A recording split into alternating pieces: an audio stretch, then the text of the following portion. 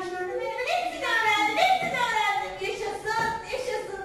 Biliyor musun? İlk başta bana çok sıkıcı geldi.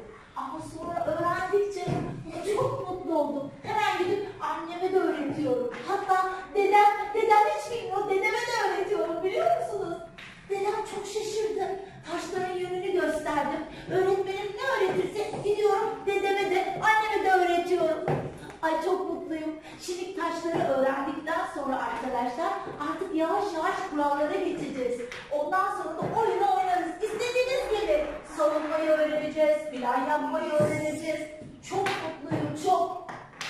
Ay yine ne konuşuyorsun sen? Bıtı bıtı bıtı bıtı. Ay yine geldin. Dökerek geldin, dökerek. Biraz dikkat et. Ay önümde görmedim. Yanlış biliyorum ama ne konuşuyorsun böyle sen ya? Bıtı bıtı bıtı bıtı bıtı. Biraz dinlersen görürsün. Satrancı anlatıyorum arkadaşlarıma. Sen hiçbir şey bilmiyorsun. Ya bir şey söyleyebilir miyim? Ne olur bana da öğret. Benim arkadaşım geçen gün Elif öğrenmiş.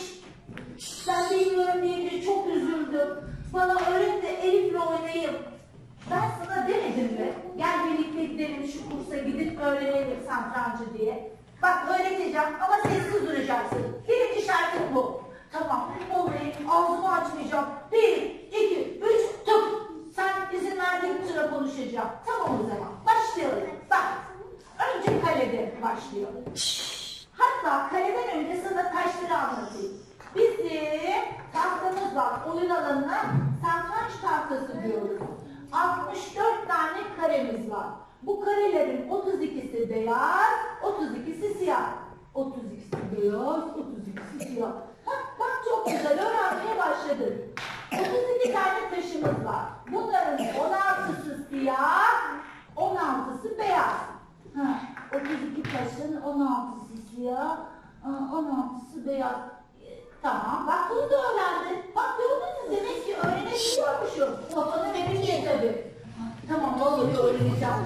Elif arkadaşımla oynamak istiyorum çünkü. Tamam, bak şimdi. Kaleye geliyorum. Kale düz gider. Dümdüz. Arkaya, öne, sağa, sola dümdüz gider. Tamam mı? Önünde eğer rakibin taşı varsa alması gerekiyorsa alır. Bak buna da dikkat et. Peki kendi taşı varsa o kareye gider, yanındaki karede durur. Ta ki taşı hareket edene kadar. Yani hamle yapana kadar. Biliyor musun? Satrançta taşların hareketi. Bak şimdi. Kale düz. Arkaya, öne, sağa, sola. Bunu unutma. Dümdüz gidecek. Yani renk ayrımı yapmıyor. Bütün karelerin üzerinde dümdüz gidiyor. Dümdüz. Arkaya, öne, sağa, sola. Tamam. Eğer kendi taşı varsa duruyor. Rakibin taşı varsa alması gerekiyorsa alıyor. Öğrendim. Yaşasın. Bak ne güzel öğrenmişim. Şimdi gelelim file. Bak siz iki tane mesela iki kalemiz iki filimiz var. Biri beyazda olur, biri siyahta. Filler böyle. Biri beyazda, biri siyahta. Eğer beyazdaysa filimizin teki, beyaz karelerin üzerinde çapraz gider. Eğer önünde taş yoksa son kareye kadar çapraz gider. Ama beyaz üzerinde gider. Sakın başka karenin üzerinde götürün, tamam mı? Ama öğretmen bu konuda çok hassas. Zaten kural götüremezsin. Siyahtaysa siyahta çapraz gidecek. Öne, arkaya. Beyazdaysa beyazda çapraz gidecek. Arkaya, öne.